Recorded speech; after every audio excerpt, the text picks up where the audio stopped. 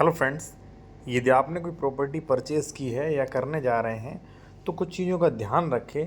मेरे पास कई ऐसे मैटर्स आ रहे हैं साथियों, जहाँ पे ये स्पष्ट है, लोगों ने कह दिया, लेखपाल ने कह दिया, कई लोगों ने कह दिया नहीं ज़मीन सही है। जब मैं चेक कर रहा हूँ तो वहाँ पे काफ़ी परेशानी निकल रही है, इस पे केसेस पेंडिंग हैं और या तो अपील या रिवीजन पेंडिंग में है। तो ये क्या होता है, लोग बता ही नहीं पाते हैं। चलिए मैं आपको सारा कुछ बताता हूँ। ज़मीन खरीद रहे हो तो ये चीज़ ज़रूर चेक करें। यहाँ पे साथियों आप देख सकते हैं, यहाँ पे मैंने सारा कुछ हाइडन कर रखा है। ठीक है, अब देखिए इसमें हुआ क्या। ए व्यक्ति ने एक प्रॉपर्टी खरीदी, ठीक है ना, एक्स प्रॉपर्टी। तो उन्होंने लेखपाल को दिखाया, अन्य लोगों को दिखाया। तो ऐसा भी होता है कभी कभी साथियों, जैसे मान लीजिए आप हमारे पास रजिस्ट्री कराने आए, ठीक है, उसमें छोटा मोटा मिस्टेक है तो कई बार लालच में आके, क्योंकि अगर मान लीजिए मैंने कह दिया इसमें थोड़ा सा मिस्टेक है, आप नहीं खरीदी, तो मेरा तो रजिस्ट्री का नुकसान हो गया 2-4 हज़ार रुपये का। तो इसलिए वो लोग थोड़ा बहुत जानकारी छिपा लेते हैं, सही जानकारी नहीं देते या उनको नहीं होती है, तो वहाँ पे आपकी रजिस्ट्री मिस्टेक हो जाती है और बाद में पता चलता है कि भाई बहुत बड़ा मिस्टेक हो गया। अब इसमें हुआ क्या, चलिए मैं आपको बता दूंगा। देखिए कोई भी आप कानूनी सलाह लें, आप ज़मीन खरीद रहे, डॉक्यूमेंट चेक करवाना चाह रहे हैं, ज़मीन फर्जी तो नहीं है, डबल रजिस्ट्री, अंश से अधिक पर है, 143, 80, 98, ये सारी चीज़ें चेक करवा सकते हैं। हुआ इसमें ये कि ए ने एक्स प्रॉपर्टी खरीदी, तो एक्स प्रॉपर्टी जब लेखपाल, पटवारी या अन्य लोगों से दिखाया तो उन्होंने कहा नहीं भाई बिल्कुल सही है। लेकिन फिर उन्होंने रीवेरिफिकेशन के लिए हमारे पास भेजा कि सर आप भी इसको चेक कर लीजिए। तो जब मैंने चेक किया तो उसमें एक वाद जो है वो पेंडिंग दिखा रहा है।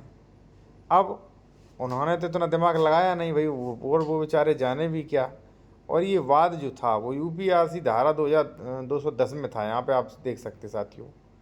तो ये वाद जो है वो किसी की अपील या रिवीजन है।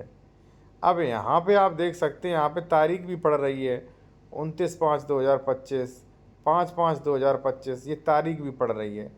तो इन्हें जब तक इस बात का फुल डिटेल नहीं मिल जाता था, ये क्या वाद है, किसका वाद है, अगर कोई सेक्शन 34 में चल रहा है तो क्या है, इसका मतलब क्या है, सेक्शन 35 सब सेक्शन 2 में चल रहा है तो इसका क्या मतलब है, 116 में चल रहा है तो इसका क्या मतलब है और कहाँ तक पहुँचा।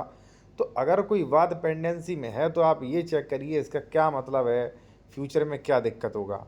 अब उदाहरण के तौर पे साथियों मैं आपको बता दूं कि हमारी दो ज़मीन ऐसी हैं, एक एक्स प्रॉपर्टी है, उसका गाटा है साथियों 286, ठीक है। अब अगर आप खतौनी निकालेंगे तो खतौनी उसका बिल्कुल सही निकलेगा आपको, लेकिन हमारा वाद जो है वो चल रहा है कमिश्नरी में, ठीक है। अब कमिश्नरी में चल रहा है साथियों, तो वहाँ पे दिक्कत ये है कि अभी मैं चाहूँ आपको ज़मीन बेच सकता हूँ, और बेचने के बाद वो बात तो चल रहा है, बेचने के बाद मैंने वहाँ पे रेस्पॉन्सिबिलिटी नहीं ली तो मैं वो बात हार जाऊँगा। और अगर मैं वो बात हार गया तो ये ज़मीन भी आपकी चली जाएगी। इसलिए अगर आपकी ज़मीन पर कोई केस चल रहा है तो आप ये समझें कि भाई ये अपील है, क्या है, इसमें कितने % ज़मीन जाने के चांस हैं, क्या नहीं है, वो चीज़ सारी आप चेक करें। हमने तो यहाँ तक कहा है कि जब भी आप ज़मीन खरीदें तो ये चीज़ें चेक करें, ठीक है। क्या क्या है वो चलिए मैं आपको समझा देता हूँ। कहने का मतलब साथियों ये है कि आप जो ज़मीन खरीद रहे हैं उस पर वाद अगर विचाराधीन है, किसी सेक्शन में है, सेक्शन 98 में है, 80 में है, 143 में है, आपकी खतौनी में क्या आदेश चढ़े, सारे के सारे चेक करिए कि इनके दूरगामी परिणाम क्या होंगे। अब ये केस चल रहा है, ठीक है ना, नोटिस, प्रतीक्षा नोटिस तामील में लगा है, अब इसका क्या फाइनल डिसीजन आए, क्या हो आगे, तो ये टेंशन वाली बात है ना, आपने तो पूरा पैसा दे दिया। अब यहाँ पे मैं कहूँगा साथियों, अगर आप ज़मीन खरीद रहे हैं तो ज़मीन पर कोई केस तो नहीं चल रहा, ये चेक करें। श्रेणी नंबर क्या है, खातेदार का वर्ग क्या है, इसका म्यूटेशन है कि नहीं, ये सारी चीज़ें चेक करें। रजिस्ट्री में विक्रेता ने कितना खरीदा, कितना बेचा, ये चीज़ चेक करें।